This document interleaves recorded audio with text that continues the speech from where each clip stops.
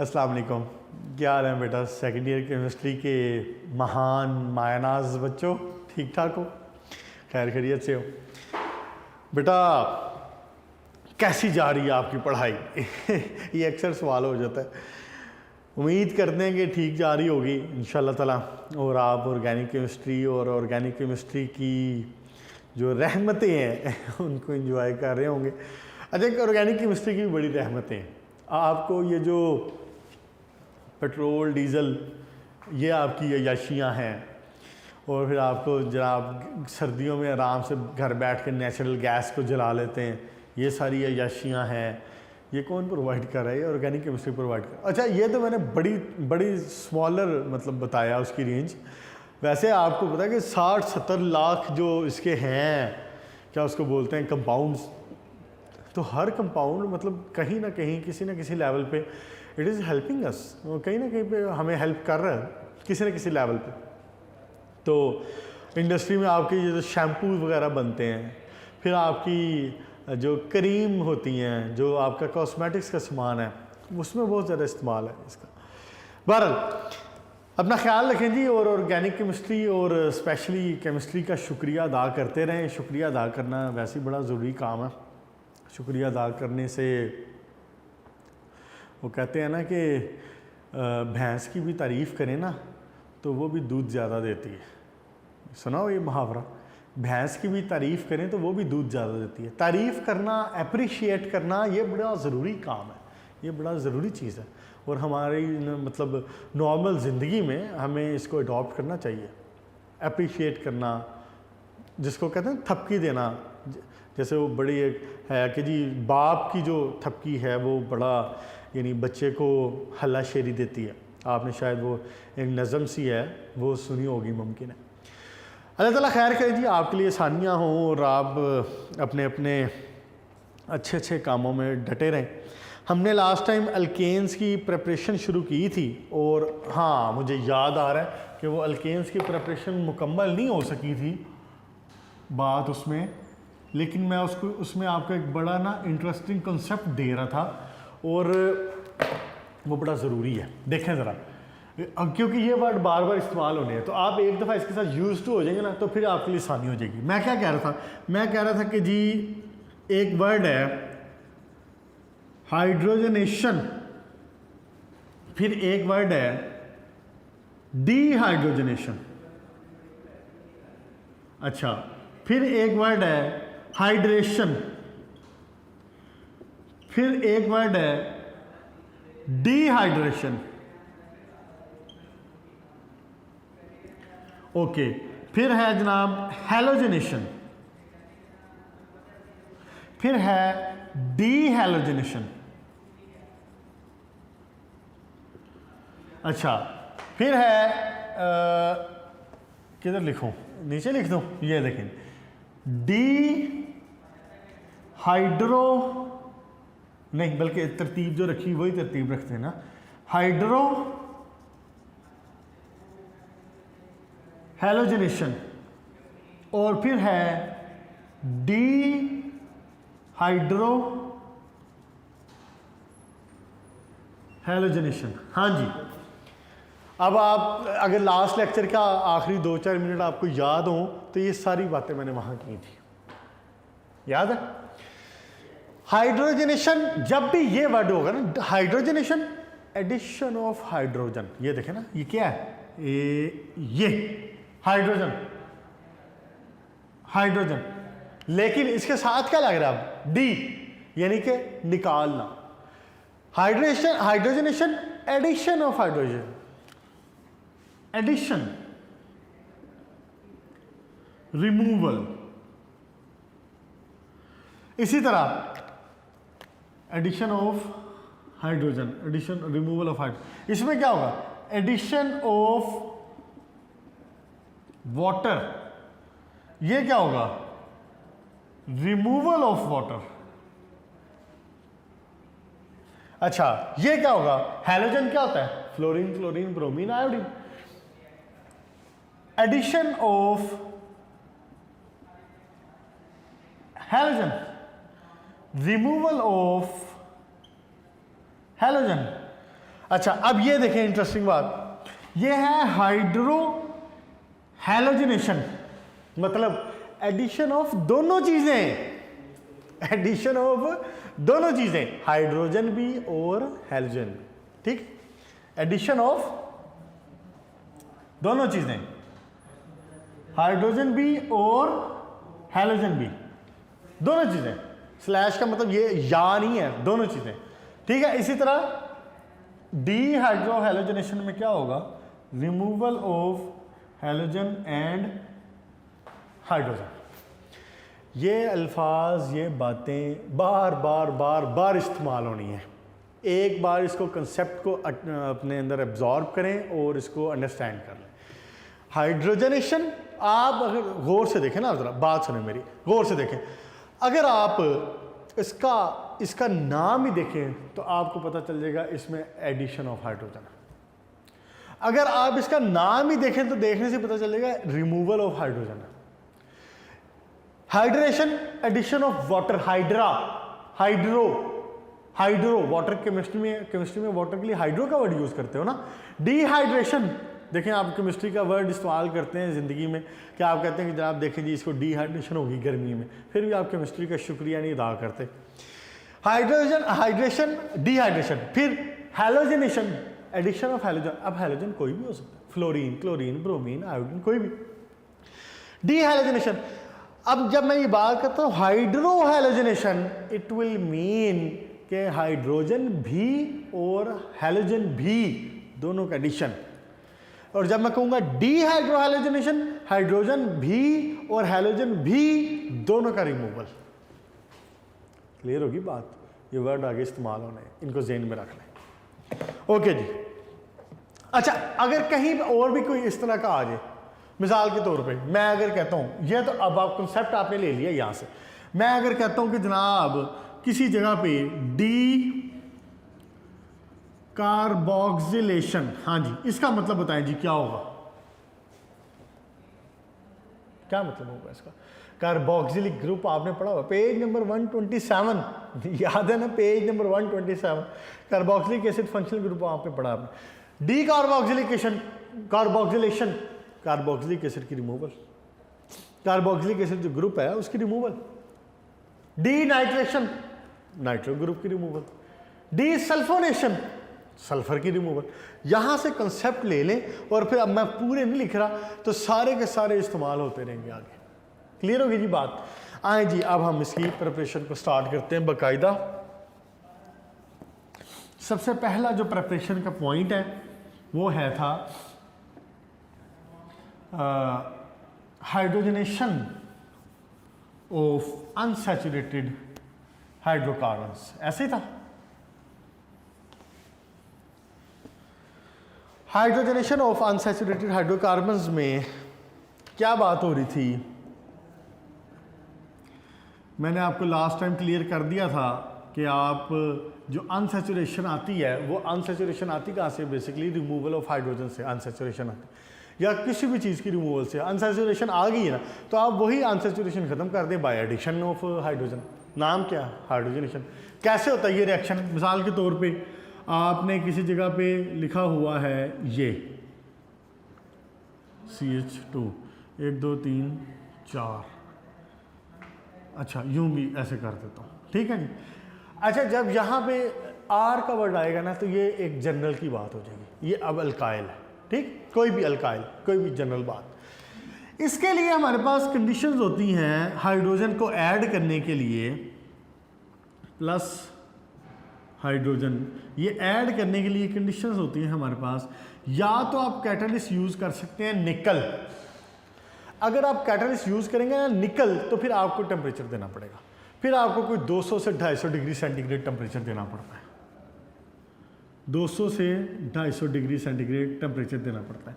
लेकिन अगर आप कैटालिस्ट यूज़ करें प्लाटिनम या प्लेडियम, तो फिर ये काम रूम टेम्परेचर पे ही हो जाता है, ये रिएक्शन फिर रूम टेम्परेचर पे हो जाता है।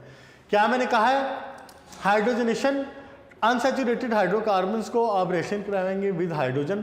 दो सूरतों में रिएक्शन हो सकता है, निकल इस्तेमाल करेंगे तो टेम्परेचर देंगे, प्लाटिनम या प्लेडियम इस्तेमाल करेंगे तो रूम टेम्परेचर पे होगा क्या, ये हाइड्रोजन आएगा, इस डबल बॉन्ड को तोड़ेगा और इसके अंदर एडअप हो जाएगा। ठीक हो गया? ओके, इसमें प्रोडक्ट्स क्या बनेंगी अब, CH2 CH2 और R। बस जो आपकी यहाँ पे अनसैचुरेशन थी वो ख़त्म हो गई। अब उसके लिए दोनों कैटलिस्ट इस्तेमाल हो सकते हैं। अच्छा, जब हम R लिख के बात कर रहे हैं, बात एक है, ज़रा ध्यान से रखें ज़रा। R लिख के जब बात कर रहे हैं तो इट मीन जनरल। तो अगर मैं यहाँ पे CH2 प्लस हाइड्रोजन, यही वाली कंडीशंस, निकल, टेम्परेचर, ये कर दूं तो यहाँ पे मैं क्या लिख दूंगा, CH3। ठीक हो गया? यही प्रोसेस हम इंडस्ट्री में यूज़ करते हैं ऑयल को वेजिटेबल घी में कन्वर्ट करने के लिए। जो पौधों से मिलता है आपको वो ऑयल होता है, तो हम उसको, उसकी अनसैचुरेशन को ख़त्म करते हैं, उसको सैचुरेशन फॉर्म में लाते हैं। ये आपका वनस्पति घी हो गया। ठीक है?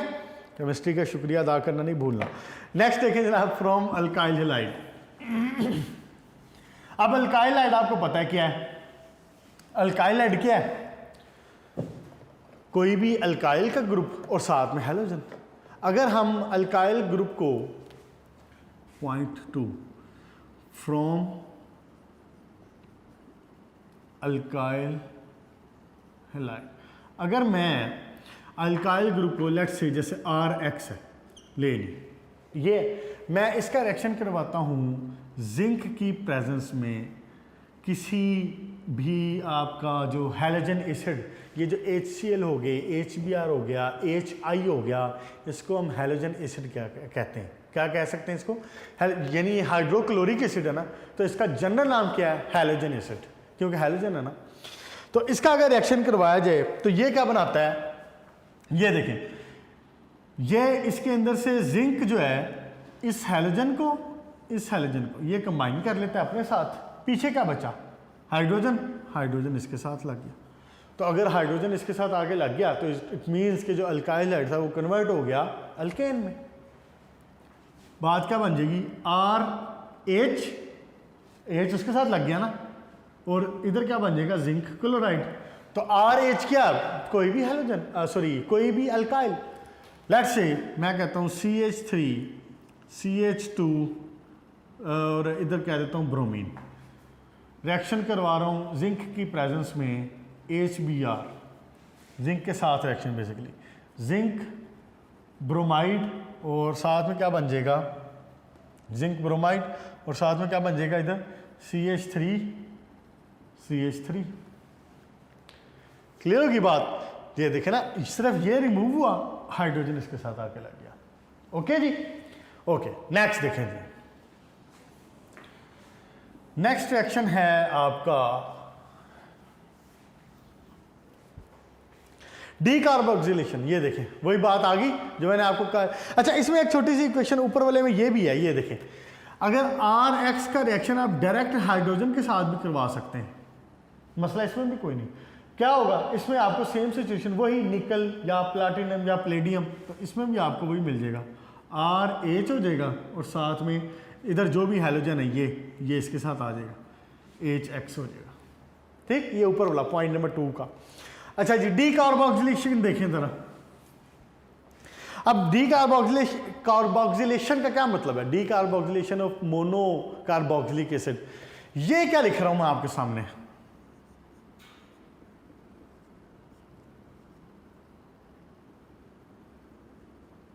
ये क्या है, पॉइंट नंबर 3, ये एक कार्बोक्सिलिक एसिड है, R any alkyl group general, साथ में क्या, carbon double bond oxygen OH, तो पेज नंबर 127, ये क्या है, कार्बोक्सिलिक एसिड। अगर डीकार्बोक्सिलेशन करवाई जाए, यानी कि मैं क्या करूं, अगर इधर मेरे हाथ की तरफ देखें, अगर मैं ये पोर्शन रिमूव कर दूं तो डीकार्बोक्सिलेशन होगी। कार्बोक्सिलिक एसिड तो ग्रुप तो यही है ना, बेसिकली पूरा कार्बोक्सिलिक एसिड ग्रुप है। अगर मैं किसी तरीके से इस पूरे कार्बोक्सिलिक एसिड ग्रुप को रिमूव कर दूं तो डीकार्बोक्सिलेशन हो गई। अगर इसमें हाइड्रोजन ऐड कर दूं तो ये एल्केन बन जाएगा। देखें जरा इसको, अच्छा, लेकिन उससे पहले एक चीज़, ये जो हाइड्रोजन है हमने बना लेना है इसका, इस वक्त ये है कार्बोक्सिलिक एसिड ग्रुप, हमने बना लेना है इसका sodium salt of carboxylic acid. वो कैसे बनता है ये आपने इनऑर्गेनिक में भी पढ़ा है, मैंने वहाँ पर भी बात की थी। मैं इसको किसी भी चीज़ के साथ, मिसाल के तौर पे सोडियम हाइड्रोक्साइड के साथ रिएक्शन करवाता हूँ तो क्या होगा, सोडियम यहाँ पे आ जाता है, रिप्लेस करता है और ये वाटर बना देता है। क्या बन जाएगा, R डबल बॉन्ड ONA, सिर्फ हाइड्रोजन रिमूव हो जाएगा इसके पास। अब ये इसका सोडियम सॉल्ट बन गया, अब ये इसका क्या है, सोडियम सॉल्ट है। अब मैं इसको लेके आगे चलूंगा, इस सोडियम सॉल्ट को। बुक में उसने ये वाला रिएक्शन नहीं शो किया हुआ, उसने डायरेक्टली शो किया हुआ, ठीक है। R double bond O sodium salt of carboxylic acid, reaction करवाना है फर्दर किसके साथ, NaOH के साथ। अब आपने ज़रा ध्यान से ना देखना है कि मैं करने क्या लगा हूँ। डिफरेंट कलर इस्तेमाल कर लूँ, ये देखें ज़रा,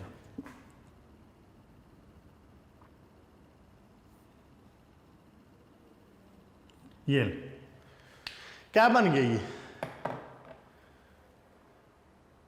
ये क्या बन गया, नहीं बल्कि ये भी साथ शामिल करें, इसको भी साथ शामिल करें। एक मिनट, ये ऐसे करें और इसको कार्बन डबल बॉन्ड ऑक्सीजन, और ये, और जो लाइन बनेगी वो यहाँ से आएगी, इसका removal.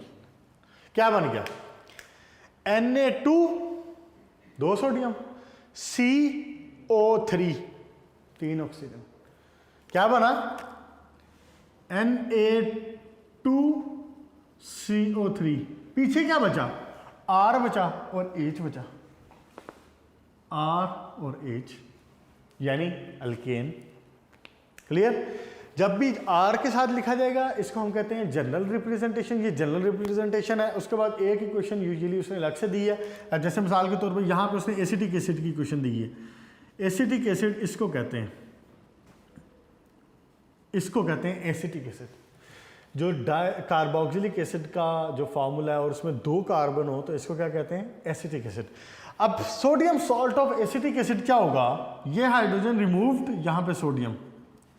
Sodium salt of potassium क्या होगा, sorry potassium salt of acetic acid, ये हो जाएगा। ओके ठीक है, सोडियम इस्तेमाल कर लें, पोटाशियम इस्तेमाल कर लें, बात एक ही है। सोडियम लिख लें या पोटाशियम लिख लें, बात एक ही, कोई मसला नहीं होता उसमें।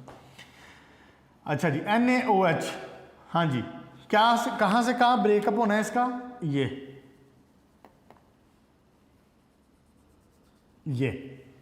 ठीक, क्या चीज बन जाएगी,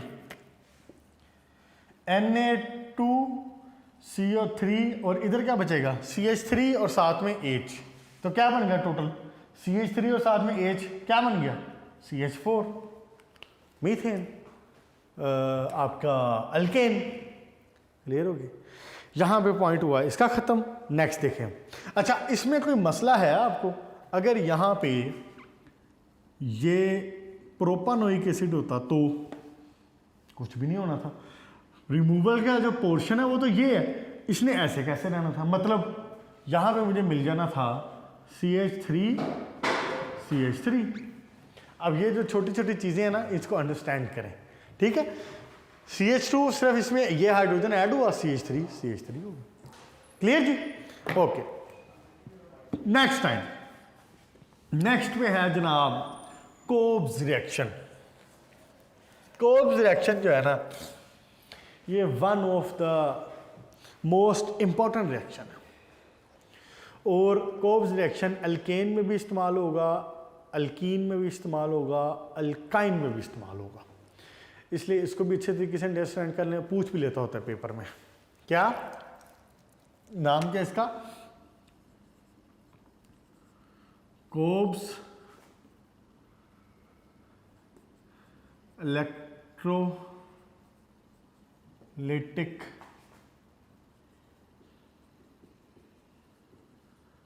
मेथड। कोब्स इलेक्ट्रोलिटिक मेथड में क्या है बेटा, इसमें मोनोकार्बोक्सिलिक एसिड इस्तेमाल किया, जो पीछे भी बात की। मोनोकार्बोक्सिलिक एसिड का क्या मतलब है? एक कार्बोक्सिलिक एसिड। अभी जब मैंने इसको लिखा था यहाँ पे, ये मैंने लिखा था जब यहाँ पे CH3 C double bond O और OH, तो इसका क्या मतलब था? ये मोनोकार्बोक्सिलिक एसिड। अगर दो लगे हों, मिसाल के तौर पे आगे जाके हम देखेंगे भी, अगर ये चीज़ होती तो इसको कहते हैं डाइकार्बोक्सिलिक एसिड। ठीक है, आगे जाके ये पढ़ेंगे हम। मोनो का मतलब क्या है? एक, यानी कि सिर्फ ये एक कार्बोक्सिलिक एसिड। पेज नंबर 127, उसको घोल के पी लो, इसीलिए मैं कह रहा हूं कंफ्यूज नहीं होना बार बार, अब ये चीजें इस्तेमाल होंगी तो। हाँ जी, हम क्या करते हैं, एक सैचुरेटेड सोल्यूशन बनाते हैं मोनोकार्बोक्सिलिक एसिड का, कंसंट्रेटेड सोल्यूशन बनाते हैं और उसकी इलेक्ट्रोलिसिस करते हैं, सिंपल। अब जो वो सैचुरेटेड सोल्यूशन है ना, या कंसंट्रेटेड सोल्यूशन है, वो बेसिकली उसके सोडियम या पोटाशियम सॉल्ट का होता है। किसका होता है? सोडियम या पोटाशियम सॉल्ट का। अब ध्यान से, जिस तरह से मैं बता रहा हूं ना, बात ये ज़हन में रखें ज़रा।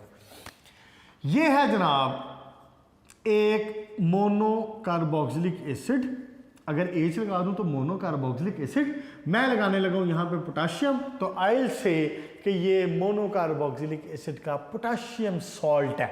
मैं ये सारी बातें बार बार दोहरा रहा हूं, इतना ओपन करके बता रहा हूं ताकि आप इसको कंसेप्चुअली एब्जॉर्ब करें। क्या? ये मोनोकार्बोक्सिलिक एसिड का पोटाशियम सॉल्ट है। कोई भी सॉल्ट होता है, सैचुरेटेड सोल्यूशन हो या वाटर में वैसे आप डालें, क्या करता है? सोडियम क्लोराइड क्या करता है? सोडियम क्लोराइड हो वाटर में डालें तो क्या करता है? Na पॉजिटिव, क्लोराइड नेगेटिव, ऐसे है ना। इसके अंदर क्या है? इसके अंदर ये पॉजिटिव है और ये पोर्शन क्या हो जाएगा? नेगेटिव हो जाएगा।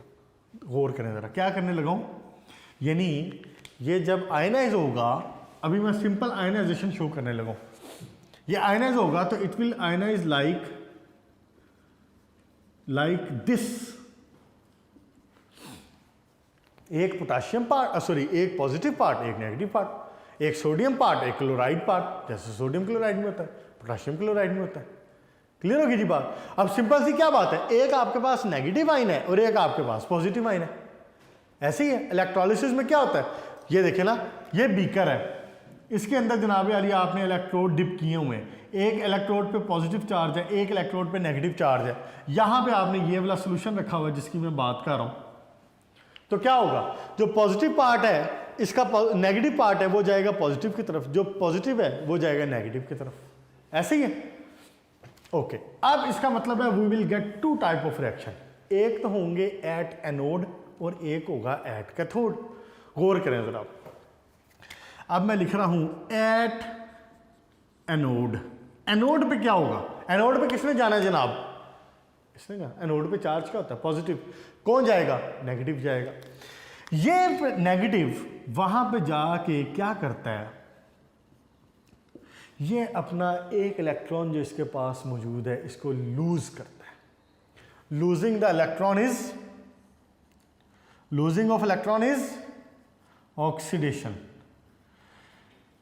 जब ये इलेक्ट्रॉन लूज करेगा तो इसके पास, ऑक्सीजन के पास, इसका फ्री रेडिकल बन जाएगा। ऐसे है ना।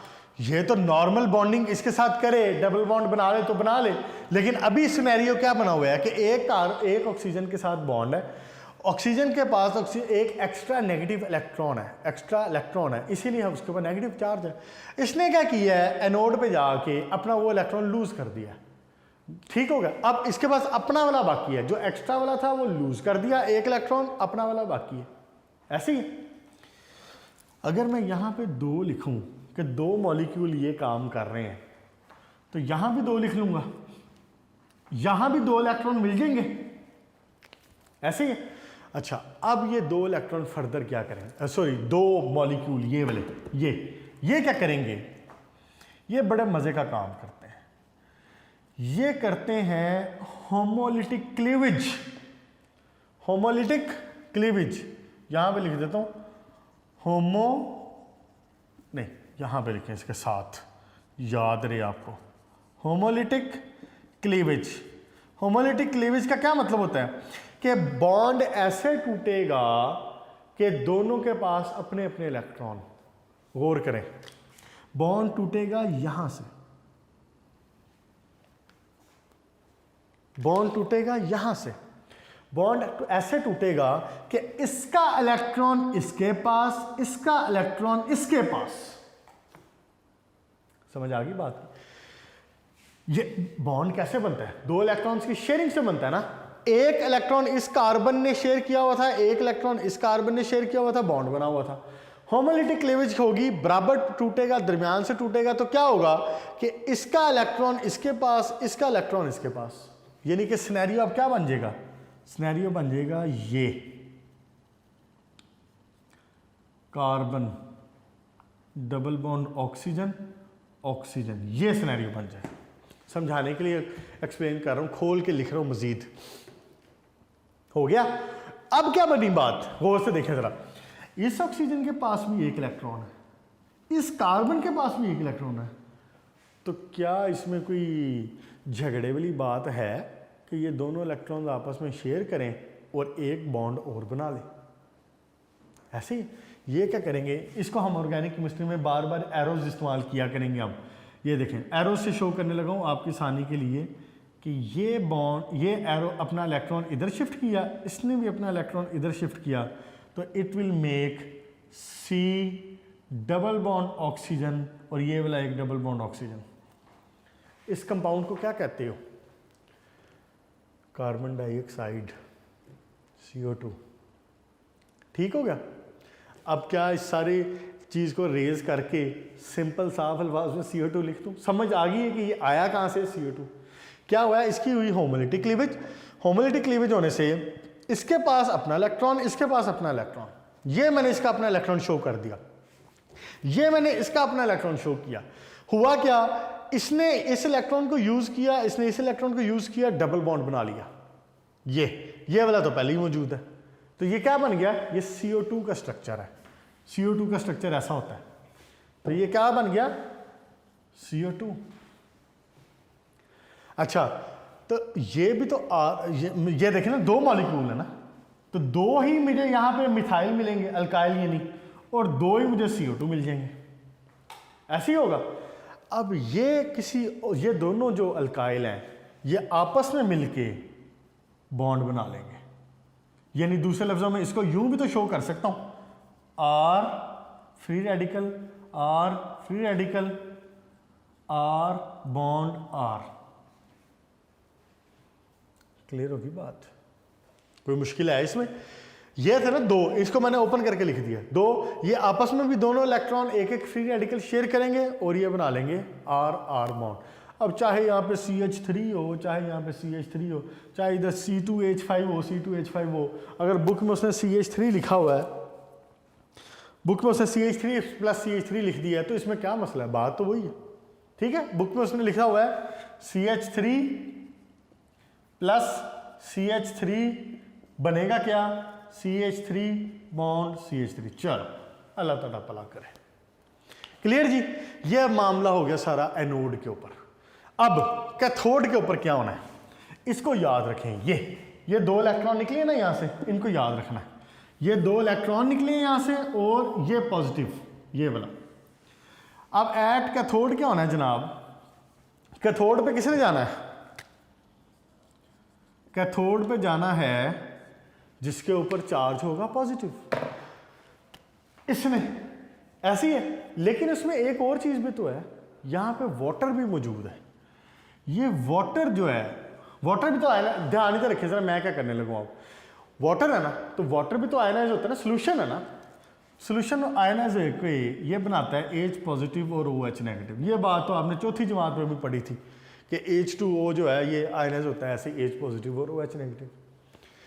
ये जो H पॉजिटिव है, ये वो दो इलेक्ट्रॉन जो मैंने बताया था, उन दो इलेक्ट्रॉन को करता है accept. H positive plus 2 electron, hydrogen gas. क्या बन गया?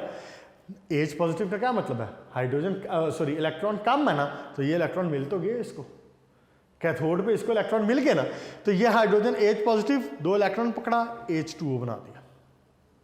पीछे क्या बचा? ये हाइड्रोजन गैस बन गई, ये हाइड्रोजन गैस बन गई। इस एरो का मतलब होता है हाइड्रोजन गैस बनी, गैस बन के निकल आई। पीछे क्या बचा OH, ये OH क्या करता है इस पोटाशियम के साथ मिलके KOH बना लेता। अब ओवरऑल आपके पास इस रिएक्शन में 4 प्रोडक्ट्स बनी हैं, गौर करें तो।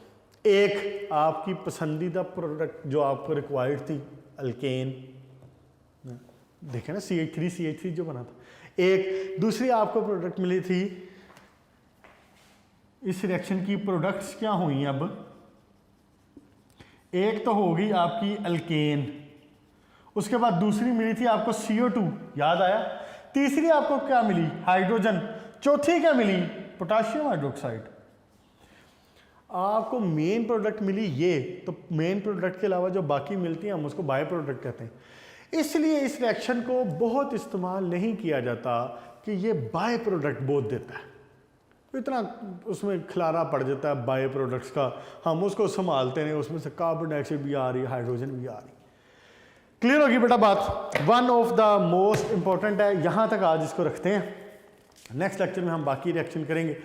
One of the most important long question है, लॉन्ग क्वेश्चन देता है, Cobbs reaction, Cobbs electrolytic process, alkane alkene alkyne तीनों में है, तो तीनों की इंपॉर्टेंट है, तीनों की पूछ लेता है। लॉन्ग क्वेश्चन बन सकता है, शॉर्ट क्वेश्चन मैकेनिज्म सिर्फ पूछ सकता है, आपने इसको मुकम्मल करना है।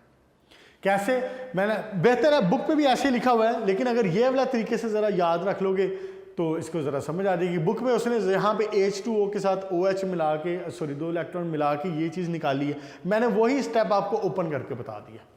ठीक हो गया। हाइड वाटर की से आयनाइजेशन से H पॉजिटिव OH नेगेटिव मिला, H पॉजिटिव 2 इलेक्ट्रॉन्स के साथ मिलके हाइड्रोजन गैस बना दिया, OH नेगेटिव ने इस पोटाशियम के साथ मिलके QH बना दिया। क्लियर होगी बेटा बात। चल, आज हमने कितने 4 तरीके देख लिए हैं। सबसे पहला था हाइड्रोजनेशन, फिर अल्काइल लाइट से देखा था, और उसके बाद ये वाला 3 तरीके देख लिए। बाकी इंशाल्लाह ताला नेक्स्ट लेक्चर में मुलाकात होगी। यहाँ तक अच्छे तरीके से रिएक्शंस को समझ के, जैसे मैंने समझाया ना, जैसे मैंने समझाया एक एक चीज़ ओपन करके, इसको अच्छे तरीके से समझें, याद करें, प्रैक्टिस करें, इंशाल्लाह ताला आसानियाँ होगी। और अपना ख्याल रखें, फिर मुलाकात होगी। Good luck.